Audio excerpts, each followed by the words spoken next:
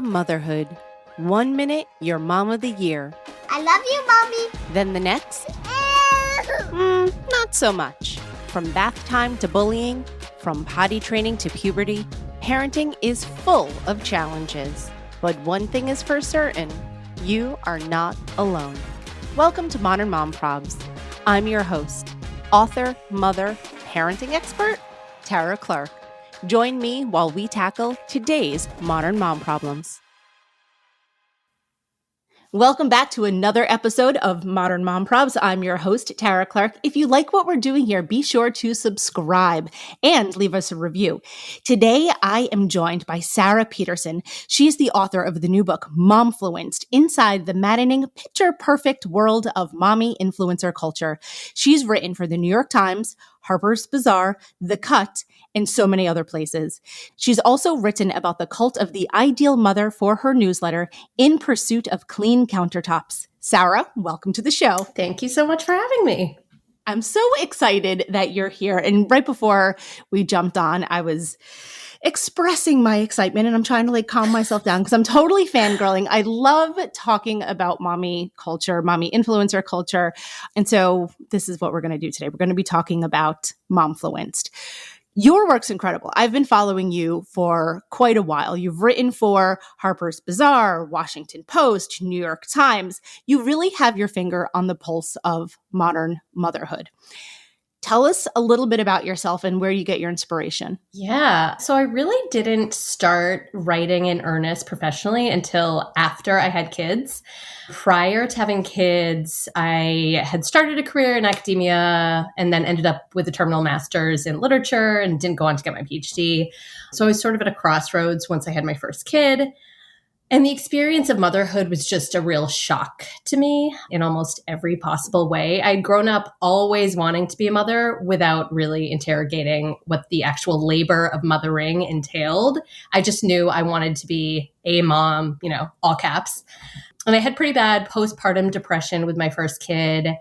And it really just took several years for me to sort of come to terms with, my burgeoning feminist rage that I was feeling about the institution of motherhood. I just found myself feeling as though I was trying to squeeze my round peg self into a square hole and it just wasn't working. And so, I just started trying to figure out what I was feeling through writing. And that's how I sort of got into writing about motherhood and feminism. And I'm so glad you did. No, really, because you shine a light on so many things that I think now as a culture, we sort of just take for granted. Yeah. And I think it's important that someone needs to shine a light on it. And so here we are talking about it today. So as I mentioned, we're going to be talking about influencer culture and how that impacts modern women, both psychologically as consumers, as performers of their own stories, and as mothers themselves. So let's just dive in, right? Yeah. Can you elaborate on how this cultural phenomenon drives and shapes our own motherhood experience? Oh my gosh. In so many ways. Part of why I started working on my book project was to answer that question, just because I saw momfluencer culture intersecting with so many themes that are relevant to mothers and caregivers. I think if, we grew up socialized as female, we were trained to sort of view motherhood and wifehood and, the nuclear family, heteronormativity, all of those things as sort of like the apex of feminine achievement. And I think momfluencer culture has really turned that volume up by at least certain sectors of momfluencer culture, has really prioritized a hyper-feminine, hyper-domestic version of ideal motherhood. And I just think it bleeds into so many things. It bleeds into our expectations of what motherhood is going to be like. It informs our consumer choices. It, impacts us psychologically. And I think there's a real disconnect sometimes between the performance of that idealized feminine motherhood and what most mothers are experiencing day to day. I know there was a huge disconnect for me when I first started working on this. And so, that's really what inspired me to write the book, was to sort of parse out, what is this making me feel and why, is this impacting others the same way? And, what can we better understand about this culture and ourselves in the process? Yeah. So I've been doing this Instagram thing now for, oh my gosh, 6, 7 years. 7 years? Oh my God. Where does the time go? So I've really seen such a shift in Instagram, right? And I've always primarily been on Instagram. That's sort of where I've always fallen. And I've met some of my best friends in the world through Instagram. So I won't take that away from it. I can't take that away from it. But I know that it has shaped my own motherhood in a certain way. I'll give you a quick example. Years ago, and this was literally 6 years ago, when I first got on Instagram, I had a wonderful group of friends and we were very tight. They lived in all different parts of the country. They're all different content creators. And at the time, Instagram was very mommy wine culture heavy. Yep. And I'm not a big drinker. I've never been a big drinker. I could drink socially when we go out, but I don't drink at home. It's just not a thing I did. But then when I started getting online, I saw my friends were talking about it. And that was sort of the zeitgeist at the time. I was like, oh, is that what people do? Maybe that's what I should be doing. And so then I did start to drink on play dates. Well, actually with one or two friends. It was this one girl in particular. And really, I should probably mention that her husband was an alcoholic. And so maybe that was more normalized in her family. So it's not a great example. But for me, I was oh, this wasn't something that I was doing. And now that I'm on Instagram, it is something that I'm doing. Yeah. And it really was directly related to that because I was oh, I thought that's what domestic moms do. I'll give you an example. At that time, we moved from living in New York City to the suburbs. And I thought, because that's what I saw on Instagram, that's what suburban moms do. And so then I sort of picked up with that. And that's what my online Instagram friends were doing. And so fast forward, I realized, well, that's not really who I am and that's not what I do. And so I've dropped that. I mean, I dropped that literally 6 years ago. It was probably a 2-month stretch of doing that. And when I look back, I realized I really was subconsciously pressured or influenced by the content that I saw and the narrative that was going on Instagram at the time. Yeah. Oh, totally. And it's wild to think about that in hindsight because you're well, at the time I was I'm a 35-year-old woman. I could make my own decisions for myself. I'm not going to do this. But I didn't know. I thought maybe that's just what it was like when you move from the city to the suburbs. And that's what people are doing. And that's what my friends were talking about and joking about and stuff like that.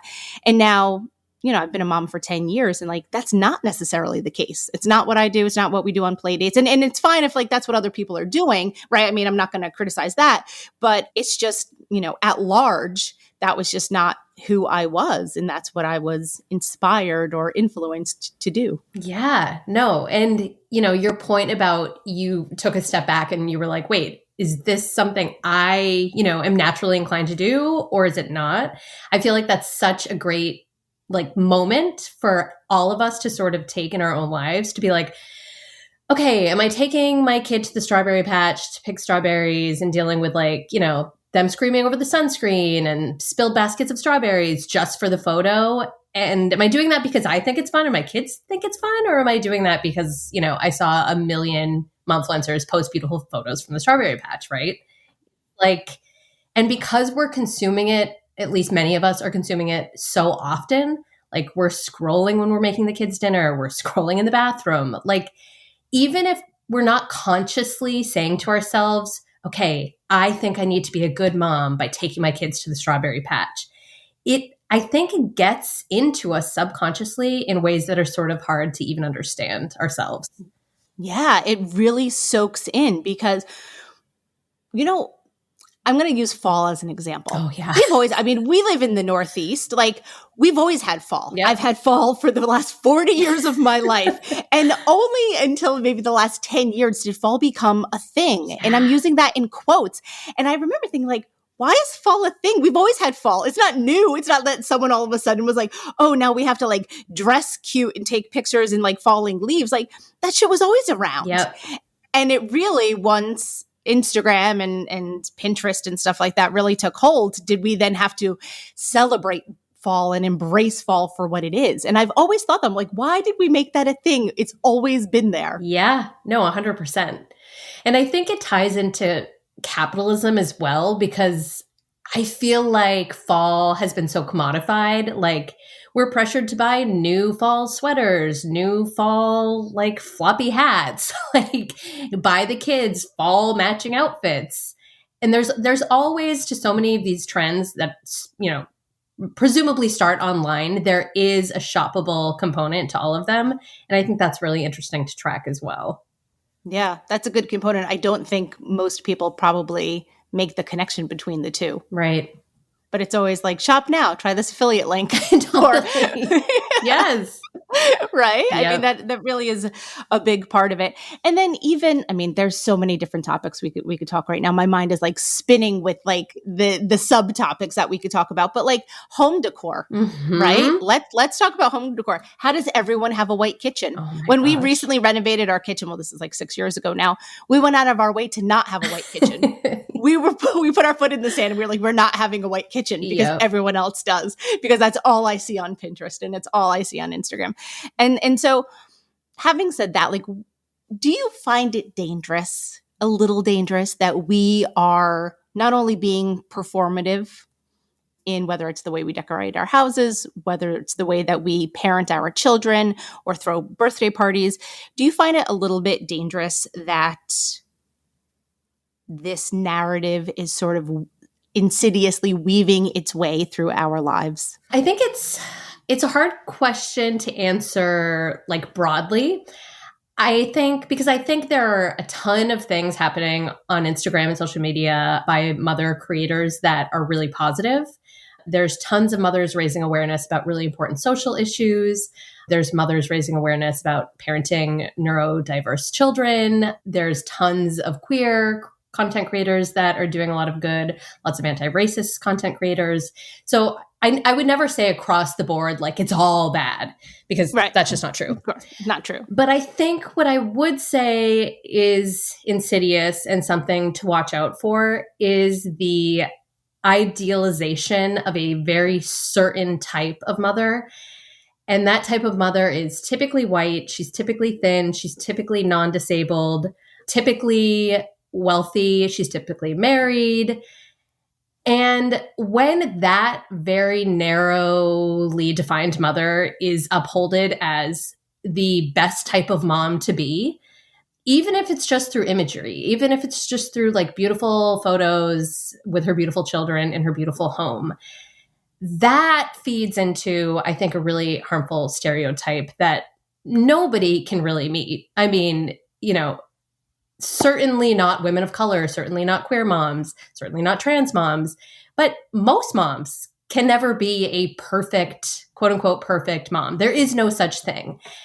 And I think the more we lean on this, like, mom can do it all. Moms should be, you know, celebrated on Mother's Day. Moms are the real heroes of our world. Moms have the hardest job in the world. We're really erasing the experience of mothers. And I don't think idolatry or putting mothers up on a pedestal is helping us get paid leave, is helping us get access to affordable quality childcare, get access to maternal health care. I don't think that's helping anyone. I think it's a net negative.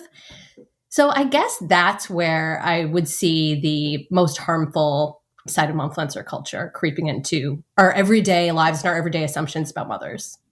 Yeah. Do you think it's like distracting away from the real topics? I kind of do, yeah, because it's keeping us rooted in this fantasy of the mother that can do it all effortlessly simply because she is a woman and she's a mother. And that's just not true, and it never has been. Yeah. And then speaking of capitalism too, it's like, you know who brands go after?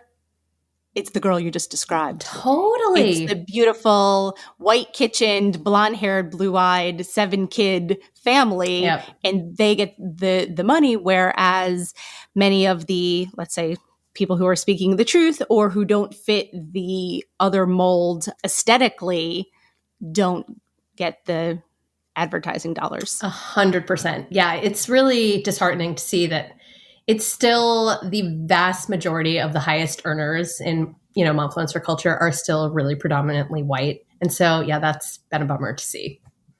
Yeah. Yeah. No, I agree.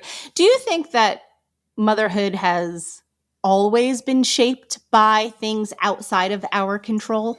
I think certainly, I would say yes to a large extent, and certainly post the Industrial Revolution, when sort of the separate spheres were created. Prior to the Industrial Revolution, women and men were both working inside the home and both working outside the home. And, the whole cult of domesticity, the angel in the house, quote unquote, that really was not a thing until post Industrial Revolution. And it was completely culturally created. It's not like women were meant to be angels of the house. Like, that was a cultural construct created by white rich men. And sure, it protected some white women, but the idealization of that type of feminine motherhood also, was explicitly done to marginalize other women. So, the women from lower socioeconomic brackets cleaning the rich angel of the house's kitchen, certainly women of color working in the factories with limited protection. So yeah, I do think for the past several hundred years that these ideals have been created by people in power, and those people in power are typically white, rich men. Mm-hmm. Yeah. Did you read Jessica Gross's book, Yes. Screaming on the Inside? Yep. Oh, it was so good. When you were talking about that, it reminded me of like the first few chapters of her book, because she explains that and goes into a little bit of a detail. So I'm just going to totally pump her book for a second too. It's like, if you haven't read Jess Gross's Screaming on the Inside, you have to check it out. I had interviewed her several weeks back about the book, and she is just brilliant. So she is awesome. So everyone go check out that book. Yeah. She is, isn't she? Yeah. God, I love her writing. Speaking of like other people, I fangirl. I fangirl authors and writers so much. Same. I love my job. I really do, because I get to talk to amazing people like you, Sarah. Oh. Okay, so let's bring it back to mommy culture. What do you think that mommy influencer culture, what's the impact at large for society? I mean, a lot is said about how it's a positive that women that, are not able to find flexible, workable jobs in corporate America are able to, essentially start their own businesses by becoming momfluencers. I think that's great. But I think their work tends to be most monetarily successful when it's leaning into hyperfeminine ideals of motherhood. And I think that's kind of not great. They're not getting paid for the labor of caregiving or the labor of mothering. They're getting paid for the performance of it. So I think that's where it gets a little sticky. And ultimately, I wish all moms, regardless of their aspirations, could find fulfilling careers that don't rely on a really narrow definition of womanhood and motherhood. I don't know if it's... So your original question was, do you think it's ultimately bad? Impact. Like, could it, what are the implications for the society at large? I mean, I think it's ultimately just keeping us sort of stuck in this unproductive space of wanting to believe that mothers can do it all and be it all, and it all comes easily and naturally. And I just think that is really harmful. So, yeah, I think the more we lean into that, the less we're going to focus on what really needs to change. And that's huge systems and huge power structures. Yeah, I think we've been focused on the beautiful mother with her beautiful children in her beautiful kitchen for long enough. And I don't really see the need for it anymore. I don't see who it's helping. I don't see who it's uplifting. Yeah, so I guess that's my answer. Yeah, no, that's a good answer. Have you seen a shift with the explosion of TikTok, right? Instagram content and TikTok content are very different. Yeah.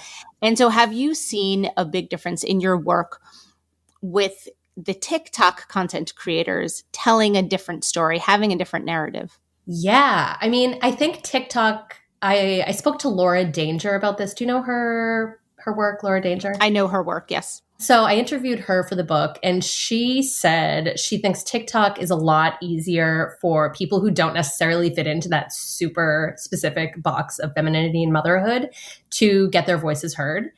And yeah, I think you're more likely to see people like Laura Danger, who talks about gender inequity within the home and unpaid labor. I think you're more likely to see her work thrive in places like TikTok, because TikTok relies way less heavily on any veneer of perfection. And it's way less imagistic. It's a lot more centered on, the meat of what the people are saying. I also think of Casey Davis. She also is huge on TikTok. And Casey Davis and Laura Danger both have platforms on Instagram, certainly. But, they started in TikTok. They're huge on TikTok. Yeah, Casey Davis is incredible. She talks about the moral neutrality of care work and sort of like understanding the difference between creating a beautiful bespoke laundry room and simply making sure that your kids have enough clean clothes to get through the week. She's incredible. So yeah, I think there's more room I think TikTok feels more inclusive to me and gives more room for mothers that, all different kinds of mothers from all different kinds of walks of life. I love makeup. It's the one thing that makes me feel put together. My hair can be a disaster and I could be wearing sweatpants and a hoodie, but I love having my makeup on. Everyone has their own thing, right? I recently started using Mommy Makeup, a brand specifically designed for busy moms like us. Their products are talc-free, paraben-free, and made in the USA. Using the Mommy Makeup system, you could have flawless makeup in 6 minutes. I use their Mommy's Little Helper Concealer, the smudge-proof Anywhere Cream, Stay Put Gel Eyeliner, and Mascara. And of all of their amazing products, my favorite might be the Triple Sticks Lipstick and Cream Blush. These conditioning pencils are lipstick, cream blush, and treatment all in one, which is a huge time saver for me in the morning. Mommy Makeup even offers free color consultations, so you could find the best colors for you. Head over to mommymakeup.com and use my special promo code, MOMPROBS, to receive 20% off. That's MOMPROES to get 20% off. Yeah. The interesting thing I see on Instagram is that it's really one narrative, more or less, right? We're telling the same narratives about laundry, about going to Target, about drinking expensive coffees, and I can't say that I don't post about that kind of stuff myself on my account, because I do, because I'm part of that story, right? But I am self-aware of it, right? I actually don't go to Starbucks. I never go to Starbucks. I make all my coffee at home. So even if I ever joke about things, it's joking as like a caricature of that, but not me as Tara, if that makes sense. Yeah. But I think that this like notion of the American motherhood narrative is really getting old. Do you find that it's sort of just getting like tired? Yeah. I mean, especially after surviving, the pandemic and school shutdowns, I don't know a single mother that hasn't been at least a little radicalized by the pandemic. And I think we have way more vocabulary to talk about these things than we did before. I don't remember when I was, I had my first kid in 2012. I had never, oh, wow. I had never thought of unpaid labor versus paid labor. I had never thought about these issues. I had never considered, the crisis of paid leave before, in really serious ways anyway. And I had never thought about how mothers' unpaid labor upholds our entire capitalist structure. And we saw that, when everything shut down and mothers were expected to pick up all the pieces. So yeah, I think by and large, people are tired of this. And, there's still a time and a place for scrolling through somebody's like gorgeous nursery. If I were to have another kid and I wanted, nursery inspo, then Instagram is a great place for that.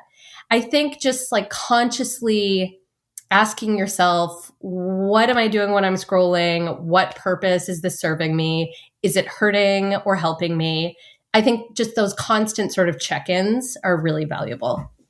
Yeah, I aim to be so self-aware when I'm on Instagram, because you could find yourself down a rabbit hole and then you look up and it's like 20 minutes later and you're like, oh my God, I could have done so much with my time in 20 minutes. I mean, you could have just laid on the floor and breathed. You know what I mean? Yes. Even that, yes, for sure. Yeah. And so I think it's really important to also be self-aware of like when you're being sold to and when, you're hearing a particular narrative that may not necessarily agree with your values. And so there's a lot to go into that with social media. Now I want to talk about the book. Totally. So how did you start researching the book? So the first big piece I wrote about this was for Harper's Bazaar. I think the headline was Momfluencer Culture Enrages Me. Why Can't I Look Away? I didn't write the headline, but it was something to that effect.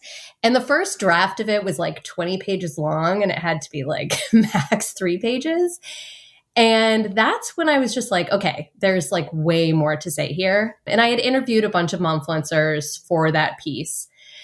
So yeah, I interviewed a ton of momfluencers. I interviewed a ton of consumers of momfluencer culture. I interviewed psychologists. I interviewed people specializing in social media. I interviewed technologists. Yeah, so I really started by reading as much as I possibly could about everything, all the various threads that sort of weave themselves together. And yeah, talking to as many people as possible. And yeah, that was sort of my beginning process. That's awesome. What's your favorite part of the book? Oh gosh, that's a good question. I came across Lauren Berlant. She's a literary theorist and critic, and she has this concept called cruel optimism, which an academic I had interviewed had introduced me to. And so I went down the rabbit hole with that. Cruel optimism is it's essentially wanting to believe in a dream that isn't necessarily good for you. So it really encapsulated what I started out. My relationship to momfluencer culture really started out that way. I would be consuming these beautiful lifestyles and beautiful performances of motherhood, I think largely because I wanted to believe that that was possible for me, even though, as a feminist woman, as, somebody who considers himself like, I don't know, I'm pretty cynical, even though I knew that like I was never going to be a goddess floating around in like white linen with my kids. I think there was a part of me that was like, if I just buy the right things, if I just have the right mantra, if I keep my countertops clean, I could maybe feel the way I think these people feel based on their photos. And so, yeah, there's a chapter in the book, it's the last chapter, sort of parsing the theory of cruel optimism and how it intersects with momfluencer culture. And that was really eye-opening for me personally to write. Yeah, that's so relatable. And I'm sure so many other people will raise their hand and be like, yes, me too. That's why I follow them. Yep. That's why, I buy the things that they recommend. You're going to laugh. A few days ago, I was at Target and I saw this like big floppy, like white hat, like an influencer hat. And it was on clearance and it was like $7. And I looked at my husband and I was like, should I buy this? And he was like, he didn't care at all. I was just like, okay, whatever. And so I bought it for $7 because I had a gift card from my mom for Christmas. And so I was like, oh, it's fine. It's free. So I didn't care. And I put it on and I could not stop laughing. I just laughed. I laughed for like 20 minutes, got in the car, left for another 30 minutes, went to school, pickup wearing it, laughing the entire time. Like I must have looked absolutely mad because I was just laughing wearing this influencer hat. And I thought to myself, I'm like, and I haven't worn it since. It's sitting over there on the shelf, but I bought it almost like a gag gift for myself because I thought the same thing. If I wear this, then I will look like an influencer. Right. If I buy this, if I have this in my possession, if this is in my home, therefore I am in the ranks with those women. Mm-hmm. And I know I will never be in the ranks with those women. Yeah, for me, it was like, it's not like I wanted to, have their followings or be an influencer. It was more that I wanted what I perceived they had in terms of maternal happiness, maternal calm, maternal control.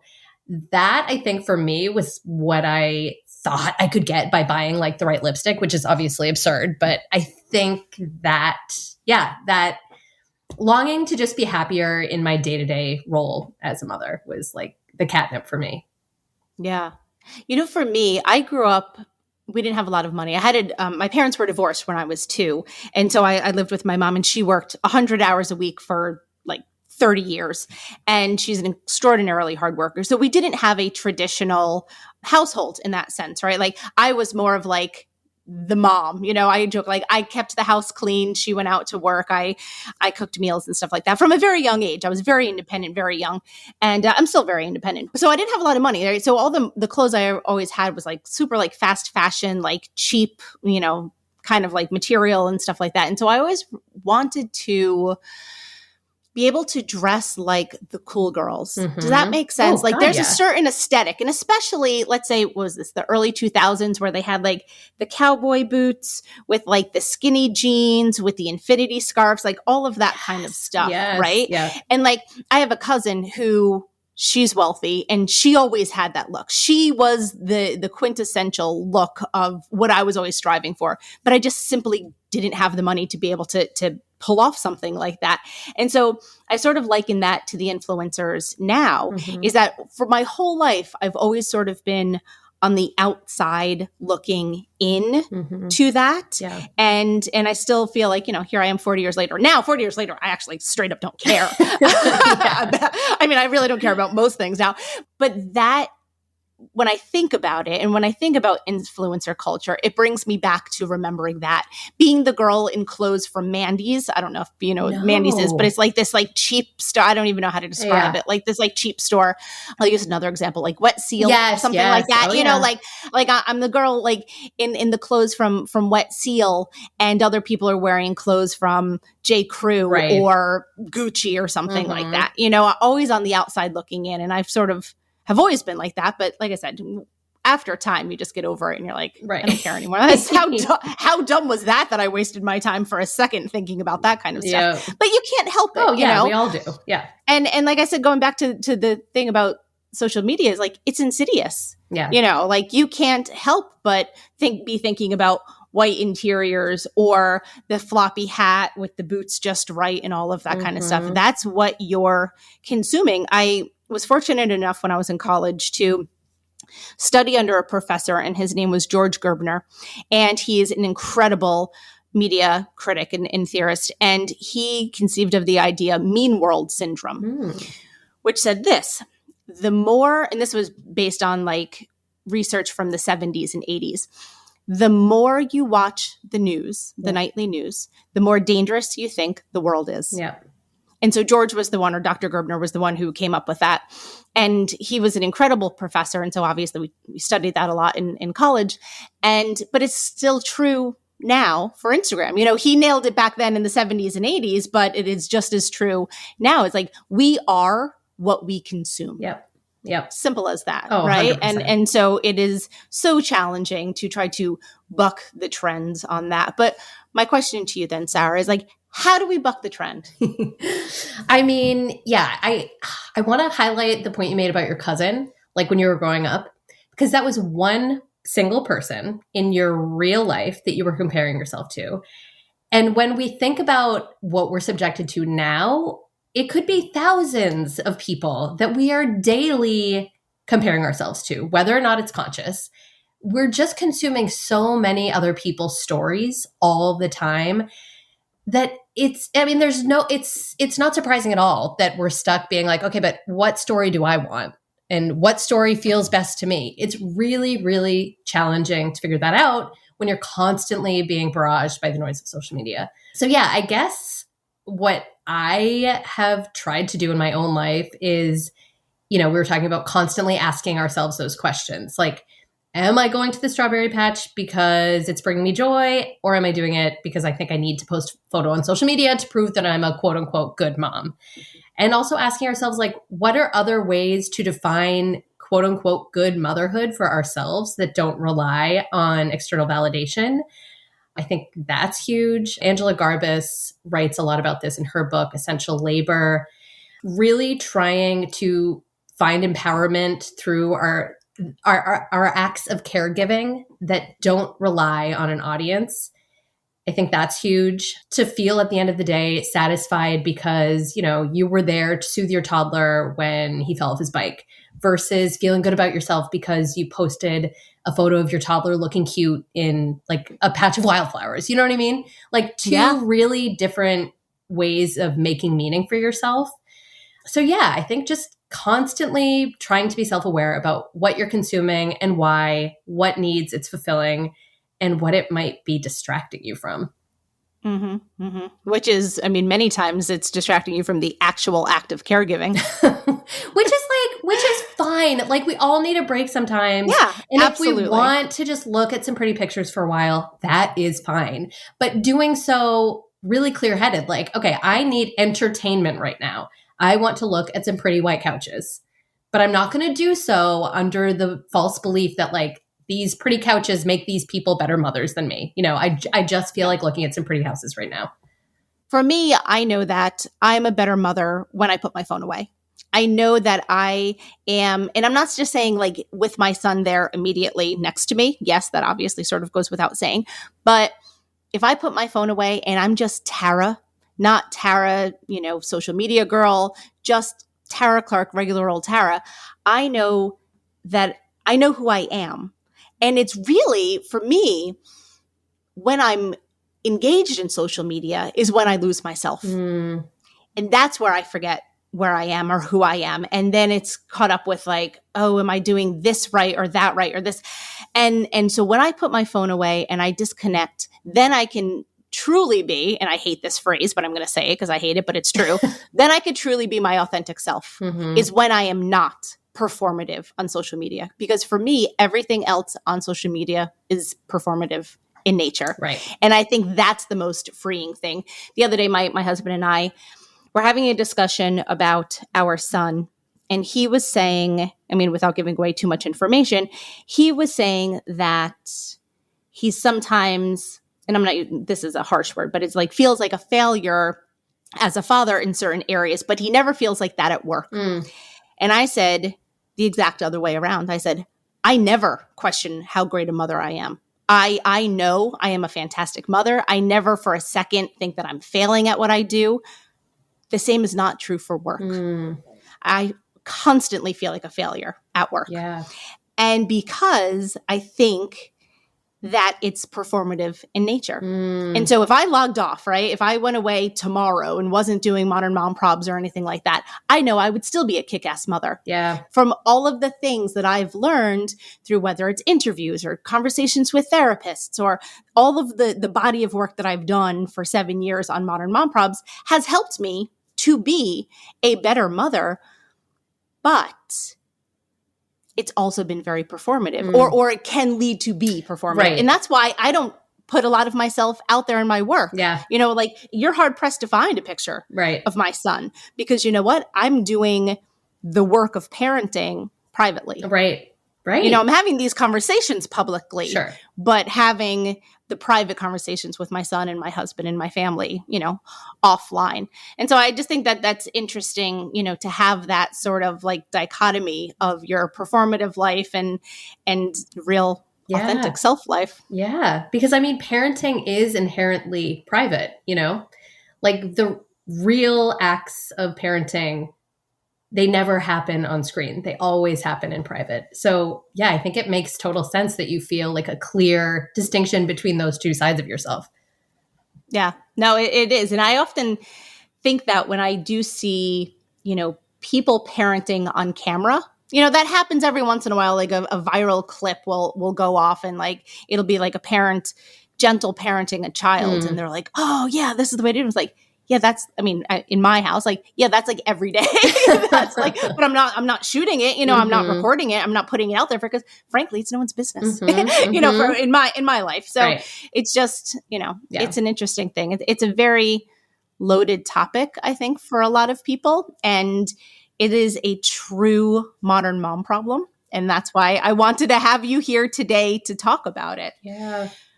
So Sarah, tell everyone where we can find you, how we can get your book, all that kind of stuff. So you can buy Momfluenced anywhere that you buy books. And it comes out April 25th, but pre-orders are huge, huge, huge for authors. So if you want to pre-order it, that would be amazing. And you can find most of my work on my Substack, which is called In Pursuit of Clean Countertops, where I talk about momfluencer culture, sort of the cult of the ideal mother. And I also talk about ads that I'm getting on Instagram a lot.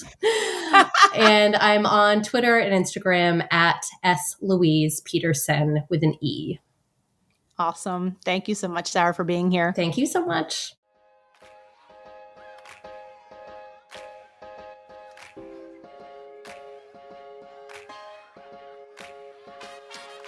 Thanks for listening to today's episode of Modern Mom Probs. I hope you enjoyed our deep dive in today's problem with me, your host, Tara Clark. Join me next time when I'll be interviewing another great guest and tackling another modern mom problem. If you enjoyed today's episode, please leave us a review and a rating. As always, you could head over to Modern Mom Probs on Instagram and give me a follow, or check out my book, Modern Mom Probs, A Survival Guide for 21st Century Mothers, available online wherever books are sold. Well, that's it for today. See you next time, folks.